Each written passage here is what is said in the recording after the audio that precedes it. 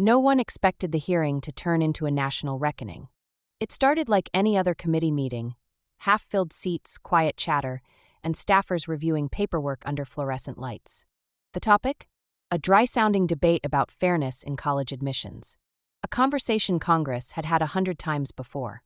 But when Senator JD Vance leaned forward, adjusted his mic, and made a direct request to Representative Jasmine Crockett, the atmosphere shifted instantly. "Mr. Chairman," he said calmly, "I believe Representative Crockett should publicly release her full academic records. Her college GPA, her law school transcripts, all of it. If we're going to trust people to shape our education policies, the public deserves to know just how qualified they really are." Silence. The type that doesn't just pause a room, it freezes it. Reporters looked up. Phones were lifted. The live stream viewer count doubled in 30 seconds. Jasmine Crockett, known for her razor-sharp mind and cool demeanor, didn't flinch. She didn't blink. She didn't reach for the microphone. She just sat, poised, motionless, her hands folded lightly on a blue notebook. No one moved, and that stillness in a room trained for debate said everything. Senator Vance wasn't done. "This isn't about politics," he continued. "It's about merit. If I, a kid from a broken home in Middletown, Ohio, had to prove myself every step of the way, why shouldn't she? We keep talking about diversity and inclusion, but at what cost? Lowering standards." The word standards hit harder than any accusation. Some in the audience nodded. Others frowned. A few aides started whispering. But Jasmine? She stayed still. Her eyes didn't waver. She had heard this before, not just in politics but in life. The insinuation that her presence was a favor, that her credentials were a gesture, not earned. Still, she didn't speak. Because some truths don't need to be said by the person who lived them. The room shifted again when a name was passed in a folded note to the committee chair. Professor William Hart, retired Dean of Law, University of Texas, Crockett's alma mater. And he was in the room. For the first time in the hearing, Vance looked uncertain. Jasmine looked steady, as if she had always known someone would eventually show up, not to save her, but to simply tell the truth. That was the first 3 minutes. What followed wasn't a debate. It was a revelation. A confrontation between the perception of success and the reality of how it's earned. A challenge not just to Crockett, but to the story we tell about who deserves a seat at the table. And in the end, it wasn't a shouting match or a viral clapback that changed the narrative. It was a professor with a memory, a student with a paper, and a moment of silence that said more than any soundbite ever could. If you've ever been judged not by your effort but by your background, if you've ever had to stay quiet because you knew truth speaks louder when others try to bury it, this is your story too. Hit subscribe, because what happened next no one saw coming. Professor William Hart didn't enter with fanfare. No media entourage, no dramatic entrance. Just a tall man with silver hair, a worn leather folder in one hand and a carved wooden cane in the other. When the committee chair recognized him and gave him the floor, the cameras shifted instantly. The crowd leaned forward. Even JD Vance, previously composed, looked rattled. "I apologize for the interruption," Hart began. His voice was low and steady.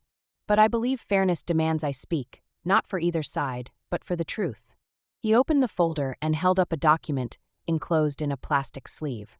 "This," he said, "is not a transcript. It's something far more telling. It's Representative Crockett's final-year legal thesis. Equal under law, unequal in practice. It won the 2013 National Civil Rights Award. And it was written the same month her mother was in the hospital, fighting for her life." He paused, eyes scanning the silent room. She never asked for an extension. She never mentioned her situation to the class. She turned in the paper on time, with red eyes and a pen that barely had ink left. When I asked her why she didn't tell anyone, she simply said, "If I can't write about justice while I'm hurting, how can I ever speak for those who are hurting?" A quiet gasp came from someone in the back row. JD Vance looked down at his notes, suddenly very interested in his own handwriting. Then Hart shifted his gaze. "I also taught Senator Vance," he said. "In his final year, he requested a special break from exams due to family pressure. I approved it without hesitation, because I believed in grace. I still do. But let's be clear, only one of these two used hardship to delay. And it wasn't Representative Crockett. No applause. No drama. Just impact. It landed like a gavel." Jasmine still hadn't spoken a word. Her hands rested on the table, her face neutral, but her eyes locked onto Hart with a quiet intensity that needed no translation. Someone in the room murmured, "He just rewrote the entire hearing." And he had. Vance tried to recover. "This isn't about personal struggles," he said, his voice a bit more clipped now. "It's about whether someone's academic record matches their authority." But the momentum had shifted. Because suddenly it wasn't Jasmine under the microscope, it was JD Vance. Why had no one asked about his academic record? Why had his story always been accepted as gospel? Then came the unexpected voice from the gallery. A young law student stood up, nervously clutching a notebook. "Excuse me," he said, barely above a whisper. "But if good grades are the only measure of who gets to make laws, how do we explain all the bad laws passed by people with perfect transcripts?" Silence. Then a ripple. It wasn't a takedown. It wasn't even defiance. It was a question that echoed beyond the room, into classrooms, boardrooms, and living rooms across America. And at the center of it all sat Jasmine Crockett. Still silent. Still steady. Because some people don't need to fight when the truth does it for them. She didn't bring documents. She didn't demand respect. She earned it, one page, one breath, one quiet moment at a time.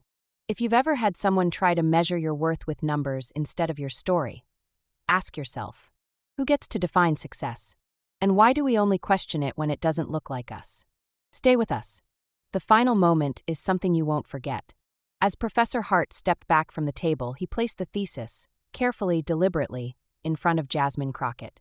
She didn't reach for it immediately. She just stared at it, as if the paper itself held the weight of everything she had been too dignified to say aloud. And then, in the stillness of that hearing room, something profound happened. Nothing. No applause. No gasps. No angry retorts. Just silence.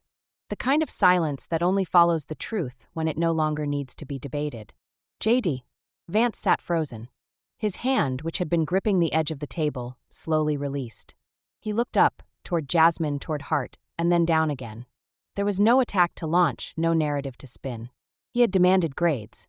He got something deeper, a legacy. Reporters who had come for political theater stayed for something entirely different. A moment of quiet reckoning.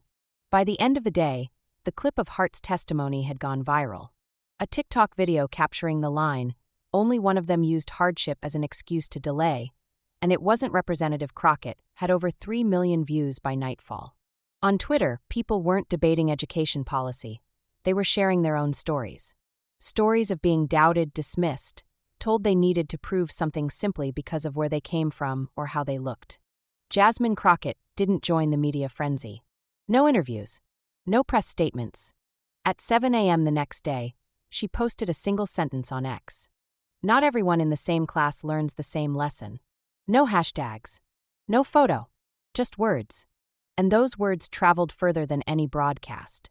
Across the country, that hearing sparked conversations, real ones. In classrooms, professors asked students, "What do grades really measure?" In offices, mentors shared their own hidden struggles. In homes, parents told their children that strength isn't always loud. It's often quiet, steady, and unshakable.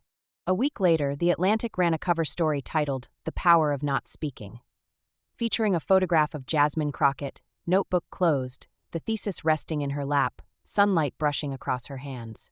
No caption was needed, because everyone understood what had happened. JD Vance had demanded a transcript. Instead, America got a truth it couldn't look away from. And Jasmine?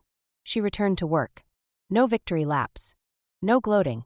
Just the quiet rhythm of someone who knows that real change doesn't come from shouting the loudest. It comes from standing still until the world finally hears you. So ask yourself, if you had been in that room, would you have spoken? Or would you have listened until the silence said everything that needed to be heard? This wasn't a debate. This was a lesson. And we were all the students.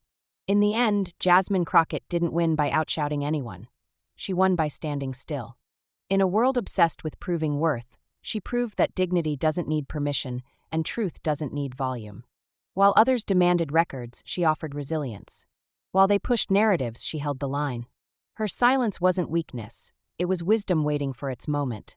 And when it came, it echoed louder than any speech.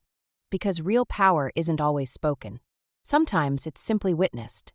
If you were listening closely, you didn't just hear a defense. You heard a generation refusing to be measured by someone else's scale.